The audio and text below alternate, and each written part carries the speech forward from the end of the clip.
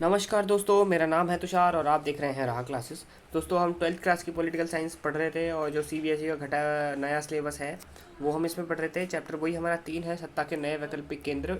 इस बार ये पार्ट 2 है। तो चलिए शुरू करते हैं अपने चैप्टर को बिना देरी किए। हाँ, तो इस चैप्टर में हमें ये ऊपर का पोर्शन हमने कवर कर लिया था। ये यूरोपीय संघ, आसियान, सार्क और ब्रिक्स हमने पढ़ लिया था। अब हम नेशंस के बारे में पढ़ेंगे। देखिए, जो सोवियत संघ के विघटन होने के बाद अमेरिका एक लौती महाशक्ति बचा। लेकिन उसके बाद के वर्षों में, उसके जब जैसे जैसे समय बीतता गया, कुछ ऐसे देश सामने आए जो महाशक्ति तो नहीं बने लेकिन फिर भी बहुत ज़्यादा पावरफुल हैं। तो वो है रशिया, चाइना, इसराइल और इंडिया। तो आइए एक एक करके सबका हम अध्ययन करते हैं। पहले हम इन सभी देशों को मैप में देखते हैं। ये एशिया महाद्वीप का मैप है। ये अपना इंडिया तो पता ही है सबको कहाँ है। और ये इसके ऊपर चाइना है, ये रशिया है।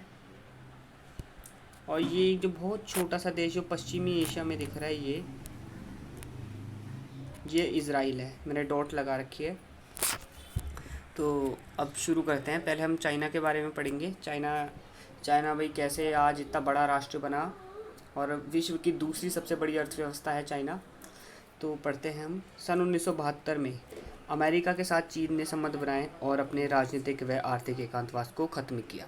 मतलब 1972 में चाइना और अमेरिका ने एक संधि की, उसके वो दोस्त बन गए। और जो भी इनके बीच जो आर्थिक और राजनीतिक एकांतवास था वो ख़त्म करके ये दोस्त बन गए। पूरी दुनिया को पता भी नहीं चला था, ये गुपचुप दोस्त बन गए थे। उस टाइम पे शीत युद्ध का दौर भी चल रहा था। और 1973 में जो चाउ एन लाई यहाँ के प्रधानमंत्री थे, उन्होंने आधुनिकरण में 4 प्रस्ताव रखे।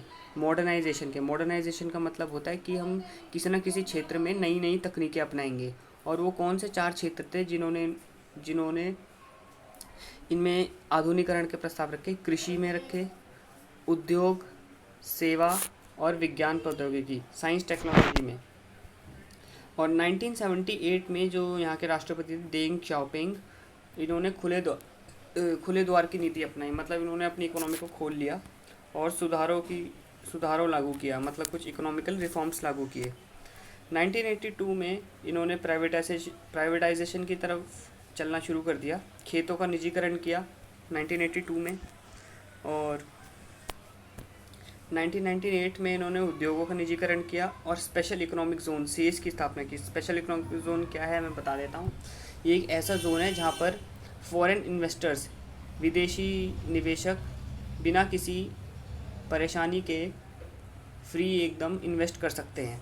तो ये है। ये 2001 में चीन विश्व व्यापार संगठन जो WTO है, वर्ल्ड ट्रेड ऑर्गेनाइजेशन, इसमें शामिल हुआ और अपने आर्थिक विकास को और तेज़ किया।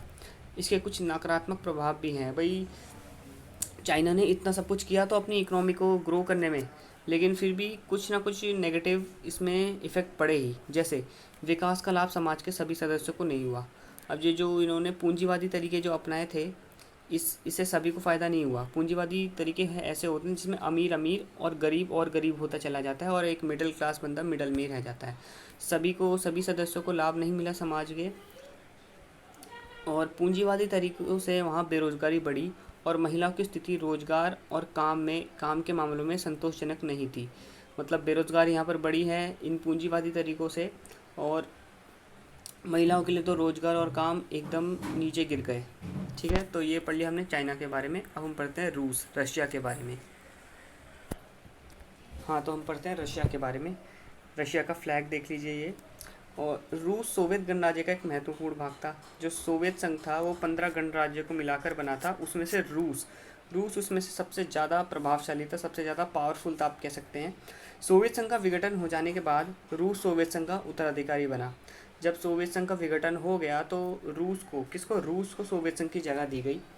इसके पास खनिज, प्राकृतिक संसाधनों तथा गैसों का भंडार है जो इसे अंतर्राष्ट्रीय पटल पर एक शक्तिशाली राज्य बनाते हैं। इसके पास बहुत सारे रिसोर्सेस हैं रूस के पास, जो चाहे वो खनिज हो, प्राकृतिक नेचुरल रिसोर्सेस हो या नेचुरल गैसेस हो, वो इसको इंटरनेशनल लेवल में बहुत ही पावरफुल इसको नेशन बनाती हैं। इसी के साथ रूस एक परमाणु शक्ति संपन्न देश भी है भाई। हथियार बहुत अच्छी तरीके के हैं, बहुत अच्छे हथियार हैं रशिया के पास, परमाणु शक्ति संपन्न भी है। संयुक्त राष्ट्र संघ की जो सुरक्षा परिषद है उसका स्थायी सदस्य है, जो परमानेंट मेंबर है। जो ये जो यूएनओ की जो सुरक्षा परिषद है, सिक्योरिटी काउंसिल है, इसके 5 स्थायी सदस्य हैं। एक तो अमेरिका है, ब्रिटेन है, फ्रांस है और रशिया है और एक चाइना है। पहले वो था सोवियत संघ का विघटन हो जाने के बाद उसकी जगह रशिया को दे दी गई, फिर रशिया बन गया। 12वीं आज के टाइम में 12वीं सबसे बड़ी अर्थव्यवस्था है विश्व की रशिया। बहुत शक्तिशाली, एक तरह से शक्तिशाली राष्ट्र बन के उभरा है, हम कह सकते हैं। रशिया हमने पढ़ लिया, अब हम अपनी बात कर लेते हैं। अब भारत के बारे में हम पढ़ते हैं।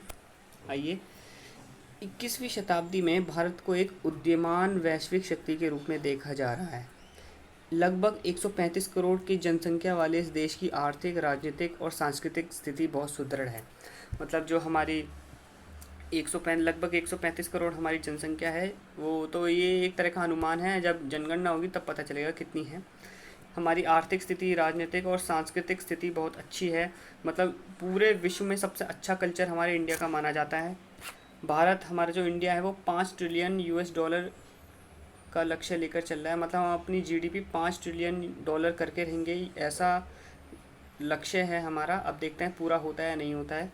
एक विशाल प्रतिस्पर्धी व्यापार केंद्र है। मतलब एक ये व्यापार केंद्र बन के उभरा है, जो फॉरेन इन्वेस्टर्स की पहली पसंद अपना इंडिया है। जो भी फॉरेन इन्वेस्टर्स होते हैं वो यहाँ पर व्यापार करने आते हैं। भारत ने 1974 में 1974 में अपना पहला परमाणु परीक्षण किया। भारत एक परमाणु शक्ति संपन्न देश भी है।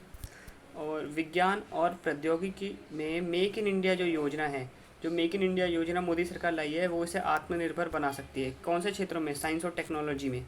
ये सभी परिवर्तन, ये जो 1947 से अब तक 2020 तक, अब तक जितने भी परिवर्तन भारत में हुए हैं, ये हमें शक्ति का महत्वपूर्ण केंद्र बनाती हैं। और 2007 में विश्व की सबसे ज़्यादा इकोनॉमिक ग्रोथ होने वाला अपना इंडिया बन के उभरा था। दूसरे नंबर पे सबसे ज़्यादा ग्रोथ, अपनी जीडीपी ग्रोथ अपनी इंडिया की थी सन 2007 में। तो ये हमारे इंडिया के बारे में भी हमने पढ़ ही लिया है। अब हम लास्ट पढ़ते हैं इज़राइल के बारे में, फिर इसके बाद ये चैप्टर ख़त्म। ये हमारा आखिरी टॉपिक है। 21वीं शताब्दी में इज़राइल अर्थव्यवस्था के अतिरिक्त, मतलब अर्थव्यवस्था के साथ साथ, इकोनॉमी तो उसकी अच्छी है ही, उसके साथ साथ विज्ञान, प्रौद्योगिकी, रक्षा, गुप्तचर, मतलब साइंस, टेक्नोलॉजी, डिफेंस और डिटेक्टिव के मामले में शक्तिशाली राष्ट्र बन के सामने आया है। बहुत पावरफुल कंट्री है। पश्चिम एशिया का एक लौता देश है, जो पश्चिम एशिया में जो अरबी कंट्रीज़ हैं, इस्लामिक कंट्रीज़ हैं, उसमें एक लौता देश इज़राइल है जो सबसे ज़्यादा पावरफुल है। और पश्चिमी एशियाई देशों की ज्वलंत राजनीति के मध्य इज़राइल रक्षा कौशल, तकनीकी नवाचार, रक्षा कौशल मतलब जो इसकी डिफेंस स्किल है, बहुत ही अच्छी मिलिट्री स्किल्स हैं इसकी, और कृषि विकास और औद्योगिकरण के कारण वैश्विक राजनीति में नई ऊंचाइयों पर पहुंच चुका है।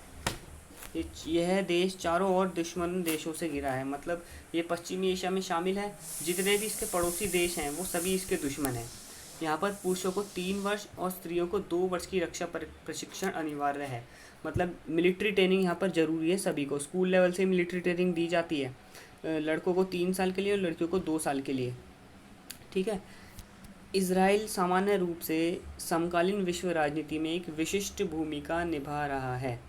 तो ये हमने इज़राइल के बारे में पढ़ लिया। अब हमारे पूरा चैप्टर कंप्लीट होता है। अब आप हमारे चैनल को सब्सक्राइब कीजिए और बेल आइकन को दबा दीजिए।